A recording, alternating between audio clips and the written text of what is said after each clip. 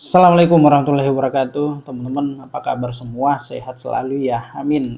Masih stay di channel YouTube saya, Isran Lau, channel yang bahas tentang isu-isu yang berkaitan dengan hukum. Nah, segmen kali ini saya mau bahas mengenai gratifikasi. Ini lagi ramai, lagi viral, dibahas mengenai gratifikasi. Apa sih gratifikasi itu? Nah, diduga seorang pegawai pajak melakukan gratifikasi sehingga hartanya bermiliar. Berangkat dari persoalan seorang anak muda melakukan penganiayaan terhadap anak atau orang lain sehingga masalah ini naik di permukaan. Ya, melakukan penganiayaan dengan gaya yang hedon, menggunakan kendaraan-kendaraan yang mewah. Akhirnya netizen karena saking penasarannya mencari tahu siapa sebenarnya pelaku ini ya, diduga atas nama Mario ya. Mario. Nah, setelah dicari tahu ternyata anak seorang pegawai atau pejabat pajak di Jakarta. Nah, sungguh naas anaknya saat ini bermasalah dengan hukum, dan juga orang tuanya hari ini juga bermasalah dengan hukum. Nah, infonya sudah jadi tersangka ya. Info berdasarkan sumber yang saya baca. Nah, sungguh kasihan ya, satu keluarga terjerat hukum, anak dengan bapak, karena ulah daripada sang anak ya melakukan penganiayaan, hanya persoalan wanita, persoalan asmara. Nah, oke, baik teman-teman, lanjut pada pembahasan tadi mengenai gratifikasi. Pengertian gratifikasi menurut penjelasan pasal 12B Undang-Undang Nomor 20 Tahun 2021 tentang Tipikor ya. Jadi pengertian gratifikasi itu adalah pemberian dalam arti luas, yakni meliputi pemberian uang, barang, rabat atau diskon, komisi, pinjaman tanpa bunga, juga tiket perjalanan, fasilitas penginapan, perjalanan wisata, pengobatan cuma-cuma, dan fasilitas lainnya. Masih banyak contoh-contoh lain ya mengenai gratifikasi ini. Nah, gratifikasi tersebut ya baik yang diterima di dalam negeri maupun di luar negeri, dan yang dilakukan dengan menggunakan sarana elektronik atau tanpa sarana elektronik. Nah, itu kira-kira pengertian daripada gratifikasi ya. Nah, gratifikasi itu contohnya seperti ini.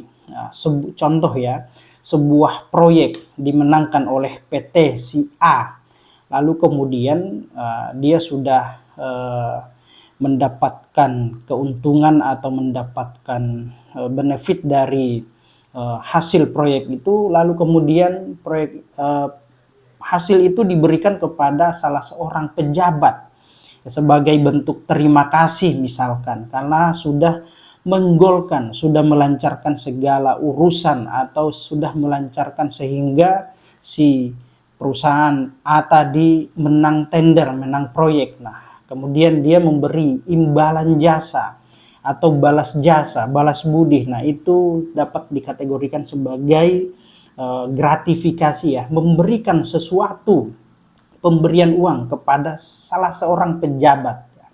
Ingat, pejabat ya. Nah, terus kemudian gratifikasi itu ada pengecualiannya. Nah, di dalam Undang-Undang Nomor 20 Tahun 2021 Pasal 12C ayat 1 ada ketentuan pengecualian ya.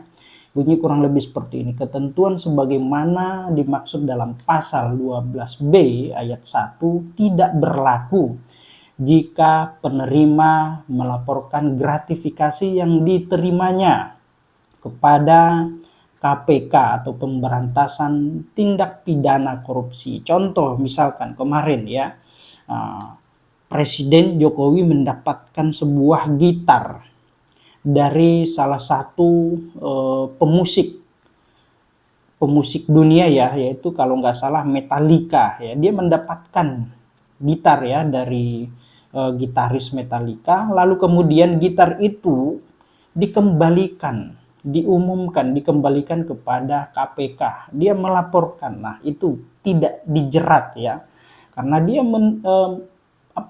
mengembalikan dan memberitahukan tidak mau menerima. Nah itu ya, hanya sebagai penghargaan diterima lalu diserahkan kembali kepada aparat yang berwenang, maka gratifikasi itu tidak delik gratifikasi itu tidak dikenakan kepada Pak Jokowi. Nah itu contohnya ya. Nah mengenai peraturan yang mengatur tentang gratifikasi, yaitu pasal 12 ayat 1 Undang-Undang nomor 20 tahun 2021 berbunyi, setiap gratifikasi kepada pegawai negeri atau penyelenggara negara dianggap pemberian suap apabila berhubungan dengan jabatannya dan berlawanan dengan kewajiban atau tugasnya. Nah, itu bunyi pasalnya ya. Nah, lalu kemudian nah, pasal 12C ayat 1 Undang-Undang nomor 20 tahun 2021 berbunyi, ketentuan sebagaimana dimaksud dalam pasal 12B ayat 1 itu tidak berlaku jika penerima melaporkan gratifikasi yang diterimanya kepada KPK, seperti penjelasan yang sebelumnya ya, yang tadi. Nah, penjelasan mengenai aturan hukum pada pasal 12 Undang-Undang Tipikor ini ya, aturan hukumnya nih didenda dengan penjara seumur hidup atau penjara paling singkat 4 tahun dan denda paling lama 20 tahun dan pidana denda paling singkat 200 juta dan paling banyak 1 miliar. Nah itu ya dendanya atau pidananya ya, paling singkat 4 tahun dan paling maksimal atau paling lama 20 tahun. Nah, denda paling sedikit itu 200 juta. Denda paling banyak yaitu 1 miliar, teman-teman ya. Nah, pegawai negeri atau penyelenggara negara yang menerima hadiah atau janji padahal diketahui atau patut diduga hadiah atau janji tersebut diberikan untuk menggerakkan agar melakukan atau tidak melakukan sesuatu dalam jabatannya yang bertentangan dengan kewajibannya. Nah, terus pegawai negeri atau penyelenggara negara yang dengan maksud menguntungkan diri sendiri atau orang lain secara melawan hukum atau dengan menyalahgunakan kekuasaannya memaksa seseorang memberikan sesuatu, membayar atau menerima bayaran dengan potongan atau untuk mengerjakan sesuatu bagi dirinya sendiri. Nah, contoh misalkan teman-teman, nah, seorang pengusaha atau kontraktor ya, terus kemudian ada sebuah proyek di dinas tertentu, misalkan di dinas pendidikan, mengenai pengadaan alat, pengadaan seperti komputer, kemudian ya si pengusaha tadi sudah kong kali kong dengan kepala dinas misalkan untuk dimenangkan dalam proses tender. Nanti ya dia dijanjikan ya, komisi saya berapa ketika proyek ini saya menangkan ke perusahaan kamu, nanti saya minta sekian persen, kan begitu kira-kira. Nah, setelah menang dan telah terjadi proses pemberian uang sebagai imbal balik, imbal jasa karena sudah dimenangkan, nah itu masuk dalam kategori gratifikasi, masuk korupsi itu ya, tipikor. Nah sanksinya nih, kita bicara sanksi sekarang. Nah sanksi disebut dalam pasal 12B ayat 2 Undang-Undang nomor 20 tahun 2021 ya, seperti yang disebutkan tadi ya, pidana penjara seumur hidup atau penjara paling singkat 4 tahun dan paling lama 20 tahun. Denda pidana paling sedikit itu 200 juta dan paling banyak 1 miliar rupiah, teman-teman ya. Jadi tidak main-main ya. Itu. Nah, mengenai permasalahan ini ya, contoh kasus yaitu Rafael Alun Trisambodo, ini infonya jadi tersangka ya. Adapun pasal yang menjeratnya itu pasal gratifikasi ya, infonya ya saya baca dari sumber liputan6.com ya. Jadi Sumber ini menyatakan bahwa Rafael Alun Trisambodo dijerat dengan pasal 12B Undang-Undang Pemberantasan Tindak Pidana Korupsi atau Tipikor. Nah, Rafael Alun Trisambodo ini diduga menerima gratifikasi dari para wajib pajak melalui perusahaan konsultan perpajakan. Oh, gila ya.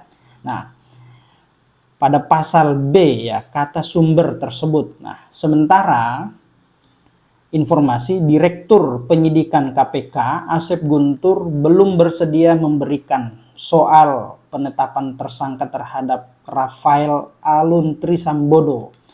Asep meminta masyarakat agar bersabar menunggu pengumuman resmi dari KPK. Masih pendalaman, sabar ya, ditunggu saja, kata Asep menurut sumber informasi dari Liputan 6, teman-teman ya. Jadi dia dijerat dengan pasal 12B Undang-Undang Tipikor mengenai gratifikasi. Berapa ancaman pidana si Alun ini ya? Sebagaimana disebut tadi mengenai ketentuan atau aturan hukumnya ya, sanksi pidananya paling singkat 4 tahun ya atau seumur hidup, dan paling lama itu 20 tahun. Dendanya 200 juta paling sedikit atau minimal, dan paling banyak 1 miliar rupiah, teman-teman ya. Jadi kasihan ya Alun Trisambodo ini ya. Ya, bapaknya atau Alun Trisambodo ini sudah dijerat dengan masalah hukum, anaknya juga pun dijerat ya teman-teman ya, dijerat hukum. Nah, Polres Metro Jakarta Selatan menahan secara resmi ya pengemudi Rubicon ya, pengemudi Rubicon atau Mario Dendi Satrio atau MDS ya, usai ditetapkan sebagai tersangka melakukan penganiayaan terhadap seorang anak inisial D ya. D penasaran, yaitu David ya.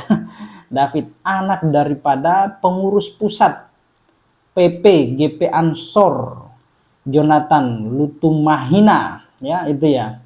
Nah, atas perbuatannya si Mario ini dijerat dengan pasal berlapis. Wow, luar biasa ya, yaitu pasal 76C junto pasal 80 Undang-Undang Nomor 35 Tahun 2014 tentang Perlindungan Anak dengan ancaman pidana maksimal 5 tahun atau subsidiar pasal 351 ayat 2 tentang penganiayaan berat mengakibatkan luka-luka berat ya, ancaman pidananya itu 5 tahun ya, ancaman pidananya itu 5 tahun teman-teman ya. Jadi kasihan ya, anak sudah kena bermasalah dengan hukum, dijerat dengan pasal penganiayaan terhadap anak kecil, bapaknya kena Undang-Undang Tipikor gratifikasi ya, ancaman pidana paling kurang, paling sedikit 4 tahun, paling banyak 20 tahun atau bahkan bisa seumur hidup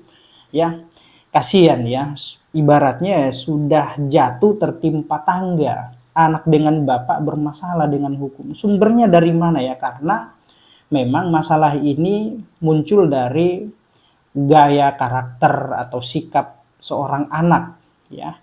Mungkin terlalu dimanja, diberikan fasilitas mewah sehingga dia menggunakan kendaraan-kendaraan mewah seperti motor Harley, mobil Rubicon dengan usia yang ya lumayan masih muda ya, masih muda 20 tahunan, menggunakan kendaraan seperti itu. Akhirnya kan publik bertanya-tanya, ini anak siapa? Sumber keuangan mereka itu dari mana? Nah, karena saking penasarannya publik atau netizen mencari, men-tracking, wah ternyata si Mario ini merupakan anak seorang pegawai pajak, pejabat pajak di DKI ya, di Jakarta. Tetapi ya masa iya seorang PNS, pegawai pajak, mempunyai harta melimpah, mempunyai kendaraan-kendaraan yang mewah luar biasa. Wah, dicari tahu ternyata sumber keuangannya bermasalah. Aduh gila, sumber keuangan bermasalah ya, pengemplang pajak ya dari konsultan perpajakan ya. Kasihan ya, kasihan bapak dan anak sudah tersandung masalah hukum. Nah, kita lihat nih nanti istrinya nih ya, apakah ikut-ikut terseret, ibu daripada Mario atau istri daripada Alun Trisambodo.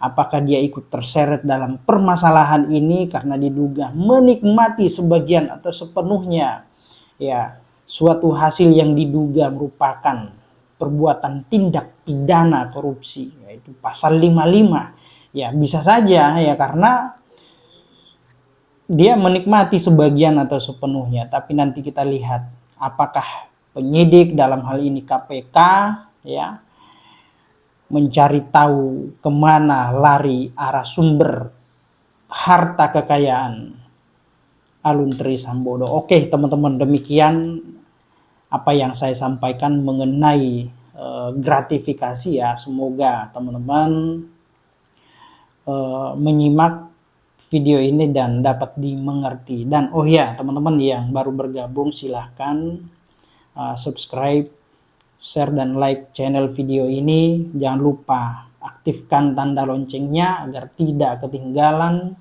informasi-informasi tentang seputar dunia hukum dari saya. Demikian, salam keadilan.